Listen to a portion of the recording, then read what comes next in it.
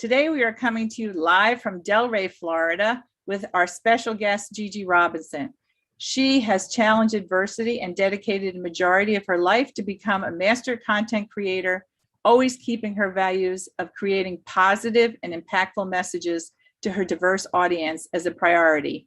In my opinion, this world could use a lot more people, young people like Gigi, and we are thrilled to have her with us today on Girls Night Live. Welcome, Gigi.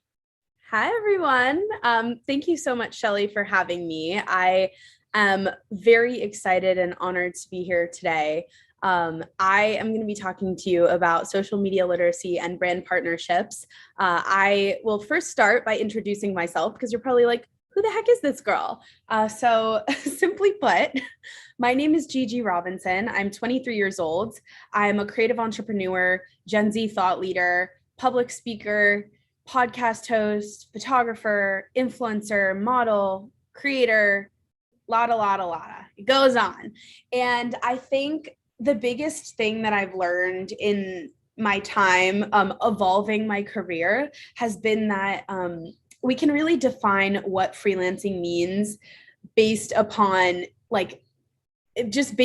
our own interest, and we really can let it ebb and flow whatever way we want it to. We just have to genuinely believe in ourselves to do it. And that's why, again, I said I do all of these different things. And I used to feel so ashamed of being a jack of all trades without, being a master of none. But the quote actually reads, a jack of all trades. Wait, give me a second. I've got the quote up right here. A jack of all trades is a master of none, but oftentimes better than a master of one. We always forget about that, kind of like that second half of it. So I think if you have aspirations and goals to do more than one thing in your life, just go for it, because you never want to regret not doing it. I never want to regret not trying out modeling. And look at me now. I have my own campaign with Zappos coming out soon. So it can really happen if you believe in yourself. So that is the first thing. I'm also a student at USC. I got my BFA. I was a class of 2020. And I decided, you know what, I don't really know what's going on. There's so much uncertainty in the world. I don't know if I want to go into the job market or not. How about I just believe in myself a little and take a chance and maybe apply to grad school? So I applied to this program at USC as well, in their innovation, design, and technology program in one of their schools there. And I decided to just go for it again. And part of that was getting over my fear of myself, and also just kind of rolling with the punches and seeing if it was an opportunity worth taking. I remember there was a distinct moment where I had to really look at my priorities, make a pros and cons list that was like pages long of like, how can this benefit me? How can it help me? Will it help me? Is it really going to further my career? What if I just go into freelancing? Is my education for nothing? And at the end of the day, I think part of my interest in really doing the program is my passion for learning.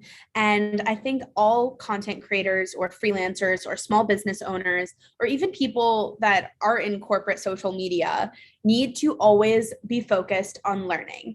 So that is something that I will also leave you with. So another huge aspect of me and who I am is the fact that I live with several chronic illnesses. I've also dealt with a lot of mental health issues in the past. I talk a lot about mental health advocacy and chronic illness advocacy, and most importantly, in my opinion, self-advocacy and what that means. When it comes to talking about yourself and how you're doing, I think society has taught us how to repress that in a lot of ways. And I really, as a 23-year-old, you're probably looking at me, you're like, oh, like, this girl's not so wise, whatever. But at the same time, there's still experiences that I've gone through that I know other kids my age have gone through. There's experiences that I've gone through that people 10 years older than me, 20 years older than me have gone through, and they never worked through them. So I don't really listen to that when people tell me to not believe or to think smaller, or that I'm thinking too big. I say, F that, that's out the window. I'm going to make some change here, and I'm going to do exactly what I want. So then then you might ask, well, yeah, like you're telling us that you've done exactly what you've wanted. How did you do it? So that is how we are going to just dive right in. So in college, I was a part of a club called USC Reach. This is honestly, I would say, probably my introduction into social media as a job, as a career. I got Instagram like many others in 2012 when it came to be. I started an account and I really viewed it as a platform for me to kind of document my life in a way that was impactful and meaningful to me. At first, I did start to do photography, and I see somebody here in the chat is asking how I got interested in it. Simply one day, I picked up the camera. It did come out of the fact that I got diagnosed with Ehlers-Danlos syndrome, a chronic illness, and I had to stop swimming. So I stopped my competitive swimming journey and said, okay, I have to find another passion. That was photography. I just literally started somewhere. I was shooting on auto, those pictures, right? When you pick up a DSLR and you shoot and it comes out with like a flash and it's like super obnoxious and not really well framed at all, but it's a picture. So that's where I started too one day. Then I started taking pictures of my friends in high school. Then I started really honing my craft and realizing like I kind of like capturing landscapes and like interiors. So let me focus on that. So I did that for a while. Then I really started pushing the envelope, in my opinion, and entering myself and being fearless in entering myself in competitions. I didn't have anything to prove to anybody other than myself that my photography was good. So if I won an award, my photography was good to me. And in a way, I don't know, maybe it's a little unhealthy the way that I did this, but again, I was a teenager. I was like super young and angsty, and I just decided to go with it. So I would enter all of these competitions and, then I would start posting about them. Then people would ask me about my photography. And it was a really interesting thing because, at one point I was like, I'm going to be the next Ansel Adams or Annie Leibovitz. And I think the issue there is I'm not either of them. I'm Gigi. And I think that's what we often forget to do. We often forget to ask ourselves, who we are and who we aspire to be. And we want to be somebody else so badly, but that's just unattainable. So you have to be unapologetically yourself. So flash forward to my time in college, I'm talking about all of these experiences in my interview to get into USC Reach. I make sure that, I talk about how I want to leverage my photography skills and start working with brands and start posting my photography there. Instead, one day I just got in front of the camera and kind of made a little cameo in a viral video that I created with some friends, and my passion just kind of grew and grew and grew. And I just kept working on making relationships within that industry, whether that was corporately, whether that was creator side of things, or whether that was industry, and working with just brands in general. So I also am such a quote unquote go-getter. I go after exactly what I want. As I mentioned before, if I set my eyes on something or I make a goal or I write something down, I am so satisfied by checking that box off that I think it motivates me to just continue to reach for the moon, and to keep on going. So an example of this is the first time I acquired my first brand ambassadorship. It was with Abercrombie and Fitch, and I had seen it. It just came up randomly on LinkedIn one day, and I was like, oh, that's interesting. And if you're not on LinkedIn, you should get on LinkedIn, first of all. It's a great public resume to have. And I think that also goes into leveraging your brand, right? You want to make sure that you have a presence across all channels, whether that is the exact same presence. You're going to tailor it to each platform. Twitter's quick and snappy. Instagram can be visual. TikTok is, really quick attention span. Facebook is long and personal. LinkedIn is work related, right? So there's all of these different ways that we can express ourselves, and you just have to ask yourself how you want to be seen on those platforms. So that's the first thing. But long story short, I'm on LinkedIn. I see this job listing for Abercrombie. I quickly get the application and I fill it out. I get an interview a week later. I'm like, great. And then I never heard back. And I was like, I really want this opportunity. Why have I not heard back? So I kind of worked myself up, and I wrote an email and I said, you know what, let me just send the email. The worst case they say no. And the best case, they say yes. And the mediocre case, they say maybe, and maybe I can persuade them or get another interview. That didn't go through, or like it didn't lead to anything. So I eventually decided to just email them again and say, you know what? A little follow-up email doesn't hurt. So I did that again. And luckily that second time somebody did respond to me. Then I got the second interview, a third interview, and then I landed the role. So this has happened to me multiple times in my life, whether that is with internships or social media jobs. I think everything really is in the follow-up, and you just have to be super fearless on it. So I'm just going to pause for a second. I know we have some questions coming in. I want to answer them before I continue. And I'm also just going to take a sip of this because we all need to stay hydrated. So if you have a beverage near you or food or some snack, go for it. Now's your moment.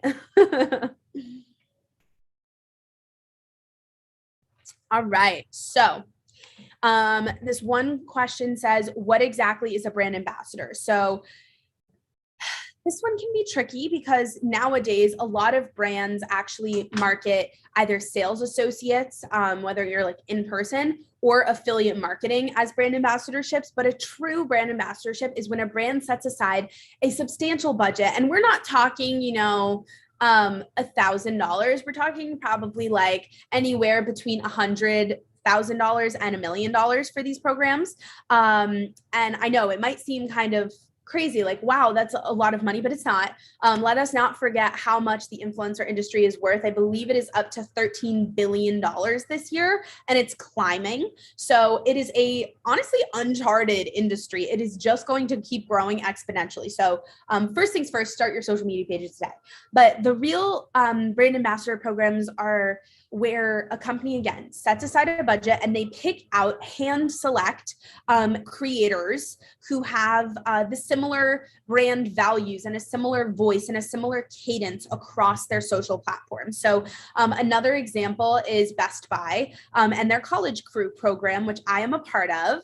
And that was a nationwide application process where students had to submit an application and, fill out all these questions and post about why they should be a part of this group.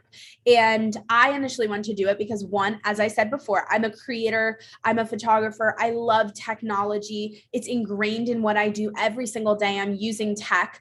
And I absolutely love it. So of course I would want to rep a brand that I intentionally use. I think the biggest mistake that I see with people is they just want to work with a brand because they have a great face value, or they don't actually care about the product. They just care about getting paid. Right. So that's one issue I see, but we're still in brand ambassadorships. We need to focus. So then after that, there was this whole, again, hand selection process. There was a semifinalist round. So out of, I believe, thousands of applicants, 100 were chosen, and then only 25 were eventually selected. Then you get compensated by the brand for creating content and sharing about it. So yes, you get paid to be a brand ambassador. If you were being asked to pay to be a brand ambassador, if you were getting asked to promote products for free and then, make a commission off of it, that's not a brand ambassadorship. That's affiliate marketing. And that's also brands taking advantage of you. So just be wary of that. I would say there's some brands, especially right now, the college demographic is where you'll see the most brand ambassadorship. So if you are a college student looking, there's a ton of platforms. Some of my favorite are Arch Rival Agency, Youth Marketing Hub, and more. So you just have to kind of really do the research. And again, the only way that I found a lot of these roles is simply by doing the research. The same way I told that story about being in high school and being fearless and looking for all of those competitions to enter my work in, you have to do it. And nobody's going to do that research for you but you. And I was telling Shelly about this before. I'm not just going to give you a silver platter with certain opportunities that may or may not be good for you. It's up to you to actually put in that work and that effort to seek them out if you really want it. I think in life, it's important to never do things half-ass. It's always really important to do them with your whole heart and with your full integrity in mind. And if you are simply just doing it for the paycheck, I get it. We've all been there. Don't get me wrong. But when you work with brands, at least from my perspective, it will only hurt you in the long run if you work with, the quantity instead of quality. So I always am focusing on that. So I know that was a long-winded answer here, but let me answer another question here. Somebody says, you seem to have so much on your plate and you're organized. I'm not. Do you have any suggestions on balancing school and getting into the workplace? So again, the same way that I just told you about these influencer and brand partnership opportunities, it is the exact same for jobs. It is the exact same for internships. Okay. I got internships at Paramount and Warner Brothers and the Aerospace Corporation and at Likewise. I know it might seem really glamorous on the outside, but you did not see the folder with 250 applications per semester, right? You didn't see that. You never did. I never really talked about it. That's because I didn't want to show that to anybody. I wanted to show them this, amazing, glamorous role that I got and how much I learned from it. And that's totally fine. But moving forward, I'm for sure going to be talking about that. So keep an eye out for my YouTube channel and on my LinkedIn for more in-depth kind of explanations of this. In terms of managing school, I do really struggle with this. Actually, I honestly am a crammer. I'm such a deadline worker, a deadline writer. I need to be pressured to finish something by 3:00 or by 6:00. And I will just sit and literally just get it all done. Is this sustainable? No. Do I only have to do this for another 1.5 years of school?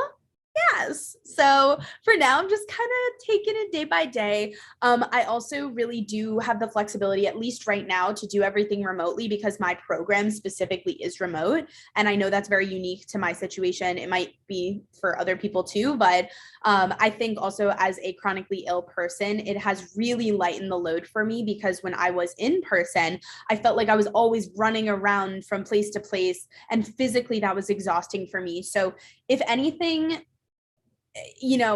I have learned how to take care of my body and how to listen to my body mostly over the past year. And I hope that anybody going through something similar can do the same from college.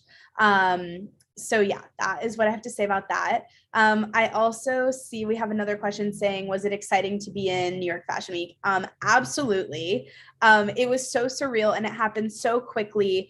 I remember I signed my contract in July and the months flew by, the days turned into weeks, turned into months. And all of a sudden September was here and Fashion Week was here. And I didn't see what I was wearing until, a couple days before the show. And when I got to the show, my fondest, I have 2 memories here that I'll share real quick. The first thing was there was this little girl who, the first thing was there was this little boy actually who needed help and assistance walking down the runway. And somebody's like, oh, Gigi, come over here.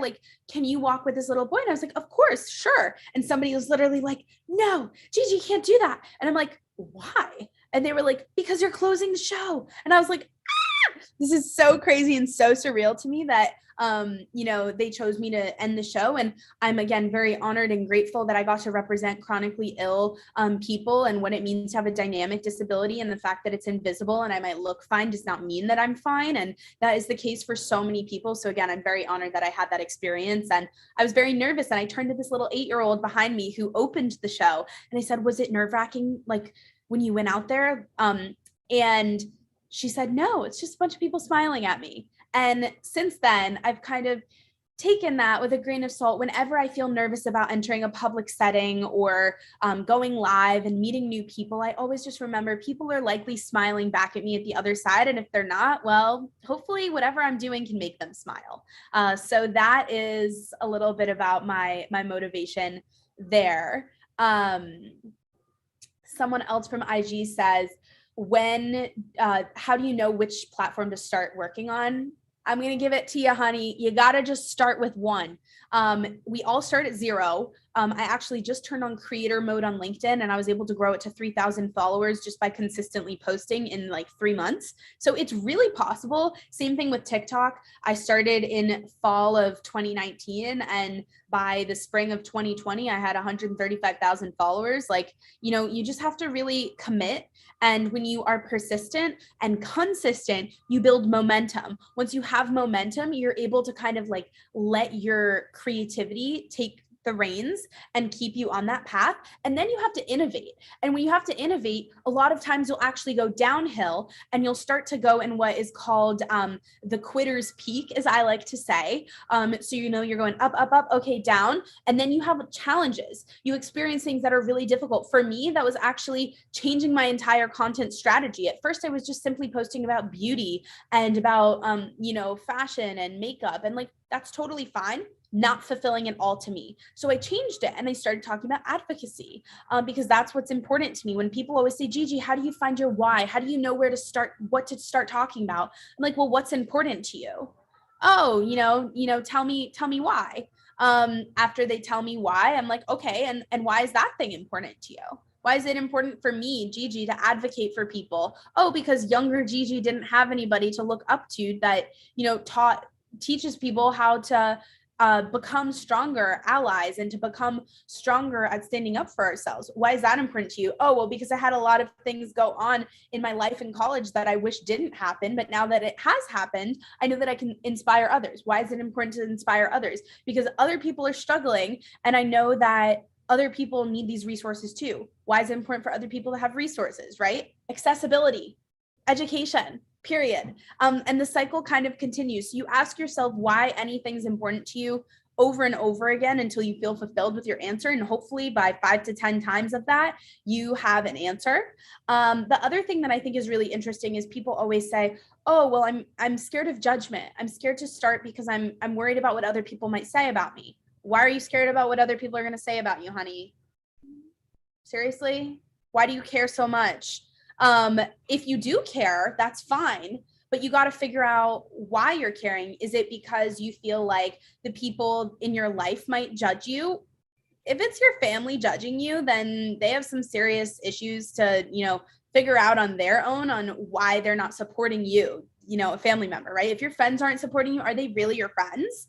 I've certainly had a lot of times where some of my friends have judged me and what I'm doing in social media. And now, all of a sudden, the second that I start to see more momentum, people reach out to me, and all of a sudden I'm cool and, oh, how are you doing? And like, that's fine, but ask me how I got here, honey. Like, it was years of hard work. So that is another thing. And I just think at the end of the day, you have to be fearless and just go for it, because if you don't, no one's going to do it for you. So start on whatever platform you feel like and just start. I'm still figuring out Twitter. I'm still figuring out YouTube. I literally met 300 subscribers on YouTube. Like, I'm not out here with a code or with an exact formula as to what works. I'm still figuring it out. And I think that's also the beauty of social media being uncharted. Okay, I'm going to take another drink. If anyone else wants to drink with me, now's your moment.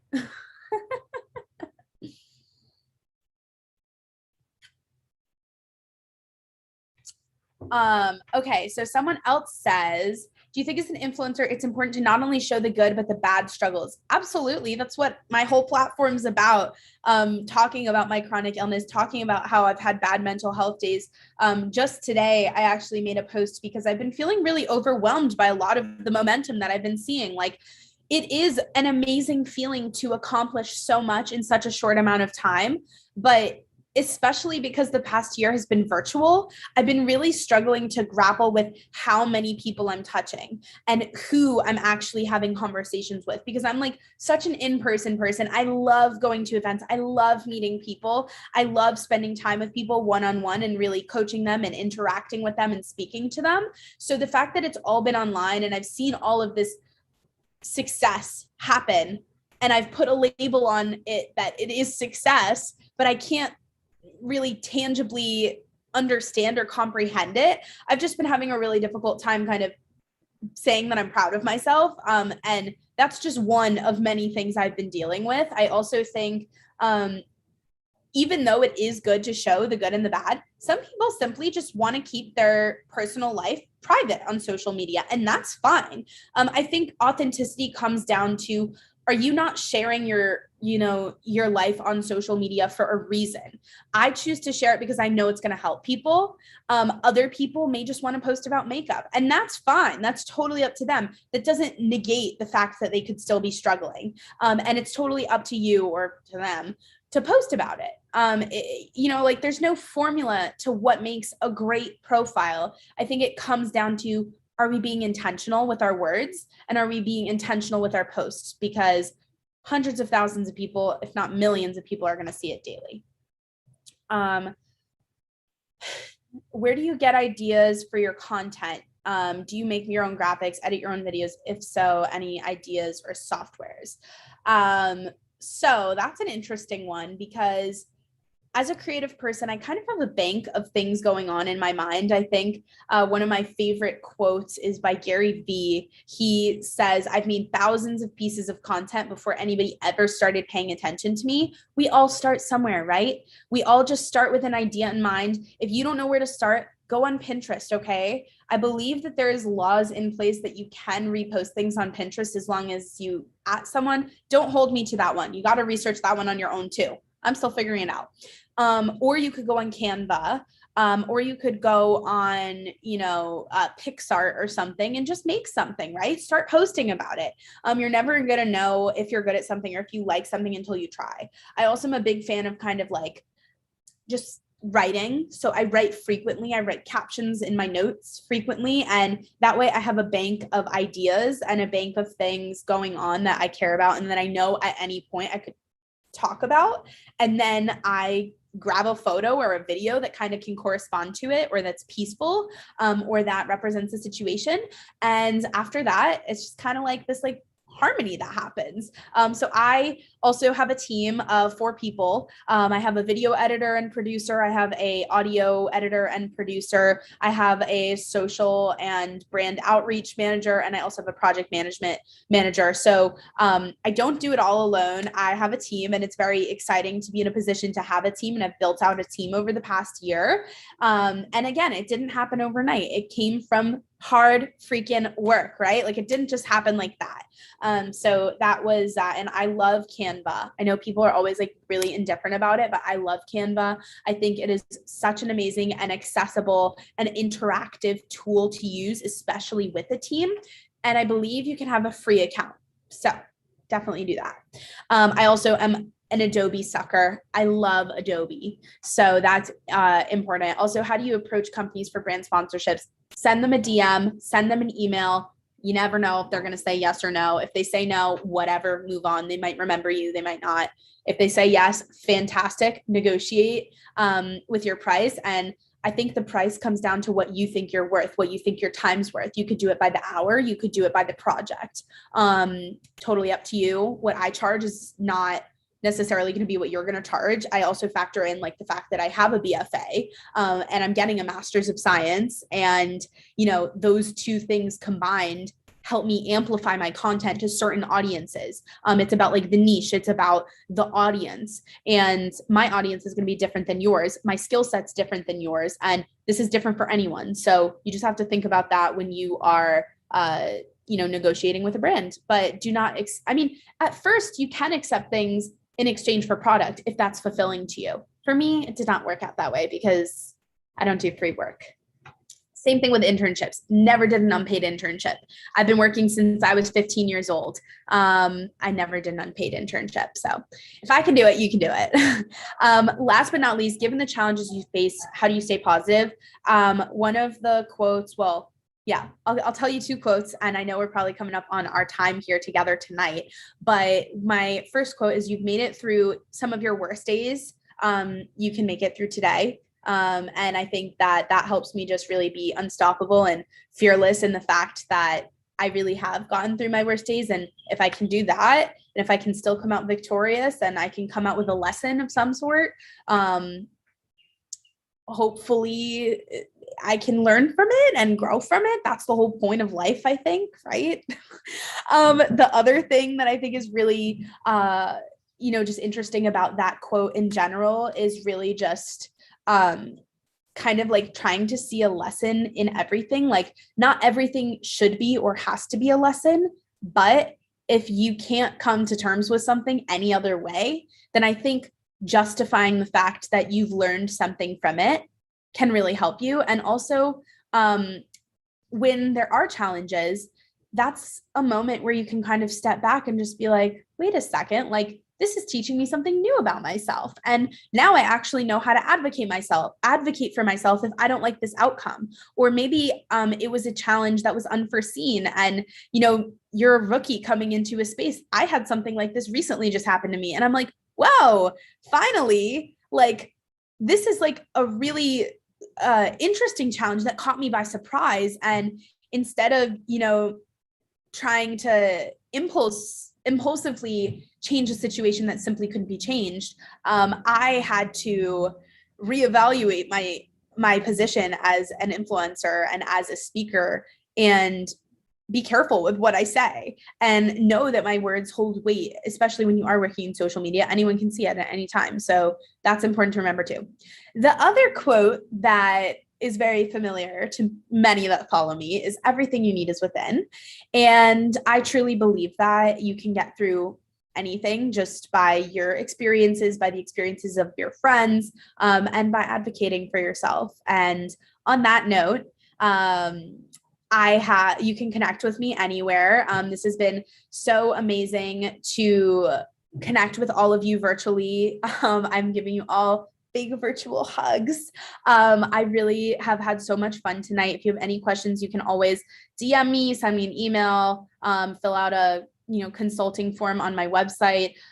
You can also come and listen to me talk about some challenges I've been facing lately on my Spotify Green Room show on Friday night at 8 p.m. Eastern, 5 p.m. Pacific. And that show is called Everything You Need Is Within. And this has just been so amazing. So make sure that you tune into the next Girls Night Live class. Thank you so much, everyone.